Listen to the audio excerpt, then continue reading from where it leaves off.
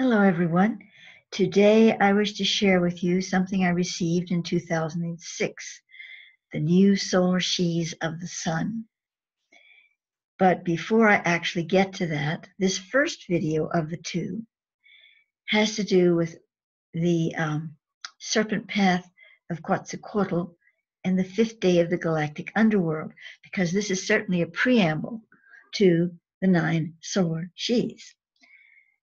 So, to begin, Thoth, as one of the 5 layered souls of the incarnation of Quetzalcoatl, herein discusses with us the start of the upcoming, that is, 5th day, 9th heaven of the galactic underworld of the Mayan long count calendar, a calendar tracking the evolution of consciousness over time versus defining cycles of time. This information was translated from Thoth through me. The start of this is 11/23/06. This is when it actually took place. But I'm discussing this, or I'm talking about this, and Thoth is talking about this just prior to that date. From Thoth: as Earth enters into the 5th day of the galactic underworld, so the Christ presence at the center of the planet will release a burst of light through the serpent path of Quetzalcoatl, coming forth through the royal point of the Earth on the Big Island of Hawaii. Now, the royal point is what Thoth calls sort of the dynamic engine of the planet. And this point is on the Big Island. It's also what David Hoagland refers to as well. It correlates with all planets having a point, a spot on that particular latitude, I believe it is, of the planet.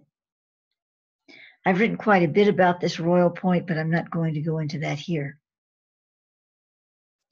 The serpent path of Quetzalcoatl is a waveform that naturally extends from the central sun atoma of this Earth, connected to the sun of our solar system, and from there into the blue star of Rigel in Orion. This waveform moves constantly, flowing outward and inward from the Earth's atoma, moving here and there like an electrical current in a sphere, following an attracting current outside the sphere. The attracting current, in this case, is the fluctuations of the geomagnetic Earth of the planet, most especially at its poles. Bursts of light from this waveform occur when an energy surge from the atoma of the planet is met by an energy surge from the sun of the solar system, in turn coming from the center of the galaxy. This particular burst of light on 11/23/06 carries the birthing power of the Cross of Quetzalcoatl. The true meaning of this cross is its power in the center of the divine Christic light body and the center of the galaxy to come together outside of time and space to create in that spark a new universal system, or rather a reorientation of awareness akin to what you would define in your current understanding as a new universal system.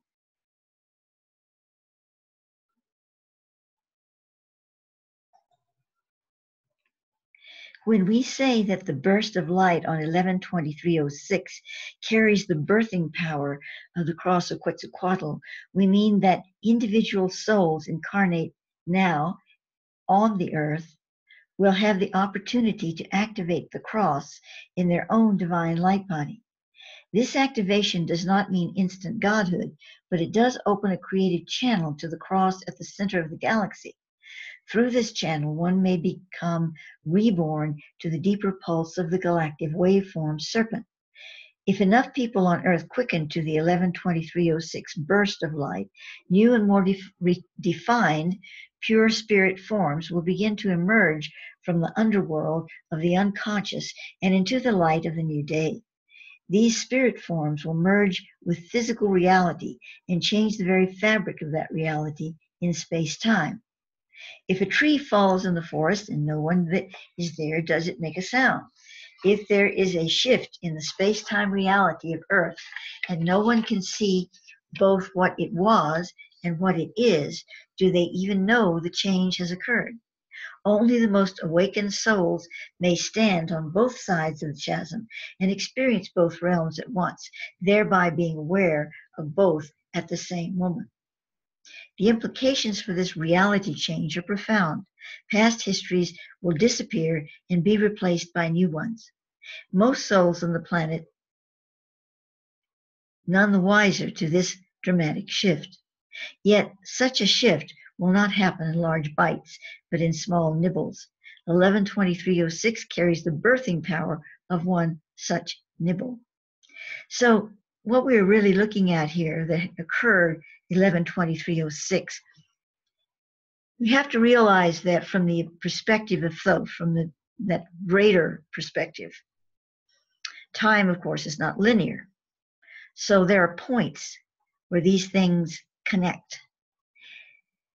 And yet, if we look at our time now, and I'm recording this on May 24th, 2019, it's as if no time has passed since 112306 from the perspective of entering into this dynamic and working with it. And what took place then that was carried through by many souls is probably just now peeking over the horizon into manifestation.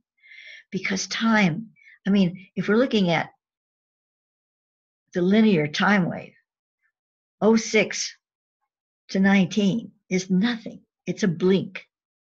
So this is why I was guided to revisit this material. To continue, as Earth and its inhabitants emerge into the 5th day, so they will be greeted by a new solar sun. New in the sense that its atomic arrangement will be minutely different than it was the day before. Such a small change will go unnoticed by scientists, at least at the onset. Yet certain reactions will take place within the solar orb that will begin to reveal these changes to the Earth's scientific community. Of greater importance, the Earth will now begin to build solar power to sail its ship into home port, the new Earth star. Well, in the last few years, just maybe last 2 or 3 years, I've noticed on YouTube and Facebook and social media, whatever websites that you find along the way, that scientists are beginning to see the sun differently. And they are beginning to find things that they didn't find before. Why didn't they find them before? Because they weren't there before, not in the conscious realm of understanding it in our linear reality. The Cross of Quetzalcoatl cannot operate in Earth's solar system without the forces of the planet Venus acting through it, controlling its frequency and formation between the divine light bodies of Earth's humans and the center of the galaxy. It is Venus that is the central gem in the crown of the Archangel Christos, as this power sits upon the throne of the midnight sun. Now, this is very revealing, because what Thoth is referring to here, the midnight sun, is a stage in the Earth's transformation into the new Earth star, into that world system 2. So I'm going to pause for a moment and bring that up. So what you're looking at now is a page on my now archived site of Spirit Mythos, and this is the stage of the calibration of the midnight sun. I don't know what possessed me to put things in all these different colors, the text, because it's really difficult to read and it's so tiny, and with my cataract eyes. So I hope you will excuse me if I stutter a bit on this, but I'm going to do the best I can, because I think it's kind of important. Now I'm going to read the line again in the message I just read. It is Venus that is the central gem in the crown of the Archangel Christos, as this power sits upon the throne of the midnight sun. So now we go to the calibration of the midnight sun, and we read, As the Earth's etheric current rushes to greater levels and the golden sparks of Christic mind transform all vibration in matter to match that acceleration, so the original blue hole overlaid with the Adonai Kodesh will begin to create high-frequency rotational fields of plasma around its core. This, in turn, will draw upon the solar shield of the sun, and the sun in turn will begin to create an opposing force field, resulting in an antimatter or midnight sun. This will be a sheath only, just above the surface of the solar orb. All the other planets in this solar system will experience a sensation of the Earth's LP40 process. That's light principle 40. That's the actual transformation of Earth from old Earth to new Earth. But only Venus will move with Earth through the Stargate. It must be understood that the living being of the planet Venus, that means its soul, just like the Gaia soul of Earth, is already in a higher frequency than Earth's. This is why it appears dead to us in our reality. However, as a guardian to Earth, it cannot pass through the gate until we do. When our world transcends, so Venus will as well, simply from a different point of demarcation. Once on the other side of the Stargate, Venus and Earth will become twin worlds existing in the same zone. Thus, when the midnight sun is born, both Venus and Earth will respond, while the other planets in the solar system will nourish the procedure with their stabilizing energies. The solar antimatter sheath will cause dense cells of antimatter called ballistema to build up in its field. The inrushing forces of ultramatter from the blue hole will now be expanded to envelop the entire planet and will draw upon the ballistema like a magnet. This process is born of the supra-powerful attraction of opposites that will be occurring. Ultramatter is in the same charge as our matter, but of a much greater full light vibration. Antimatter, which exists due to the very nature of its opposite universal charge, responds to matter by attraction, collision, and then annihilation, but responds to ultra into its interior. The lightning paths will subsequently cause the atmosphere of Earth to become charged with itons. As the itonic field builds, the regions on the Earth, which I am given to call the golden Taya allotments, will begin to register their own specialized fields within it. The golden Taya allotments are the land areas on the planet comprising a total of 20% of Earth's surface area, which will move through the 4444 Stargate with those humans who are prepared for ascension. The high-level vibrational fields which will begin to form in these regions will contain specific light codes which have already been embedded in the matter thereof that will react somewhat differently to the itonic overfield consuming the planetary ecosphere at that time than will other areas of the planet. In these golden Tayas will begin to take physical form in the new atmosphere. Tetratrions are already beginning to form in the etheric within the golden Taya areas of the Earth. At first, the atmosphere of the entire planet Earth will become itonic. Next, the matter forms within the golden Taya will itonize, and in a later stage, the matter which is not within the golden Taya regions will also transfer into itonic substance. While all of the matter of the Earth will eventually itonize, that within the golden Taya will undergo a much more accelerated process. The matter forms of the Earth which are not going through the 4444 Stargate must itonize in order to release their, I don't know what that word is, it's a misspelled, release something, as they will be preparing to separate from the rest of the planetary matrix.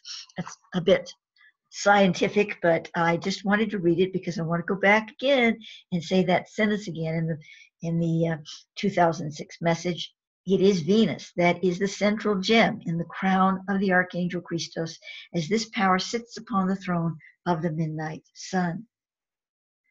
Carries a little more weight when you understand, or maybe not understand, but when you have been read into your subconscious the information I just read about the calibration of the midnight sun. So we continue with the original article of 2006. So I ask, scientists are amazed and puzzled by the huge hurricane on the planet Saturn. Does this have any correlation to our entering the fifth day of the galactic underworld? And Thoth responds, Saturn is a time threshold. It responds to the universal movement in regulating mutations within the time space warping. The hurricane being viewed on Saturn is a wormhole portal of sorts, building for the whole new Earth star transformational process. The fifth day scenario is simply one of more clog in an enormous wheel that is synchronized with the Saturn portal at this time. Now, this is really interesting to me because I did not recall this when I found this article that I was guided to read. I mean, it's the first time I've read it probably since 2006. And so I did not recall this about Saturn. But more recently, those who've been following my work will recall that I have written some new information, new to me, on Saturn as being a portal, or that hexagon being a portal to the original Rana time wave. And also the back door, as Thoth calls it, to the pure sun, the golden star of Mizrael. So I read this now and I see, it's a perfect corollary. Okay, on to the fifth day and beyond. In the November 23rd, the day of this message, Earth Changes newsletter, Mitch Botros comments that there is a moderate geomagnetic storm this morning, yet not one single sunspot. He is supposing that it is being caused by a recent gamma ray burst.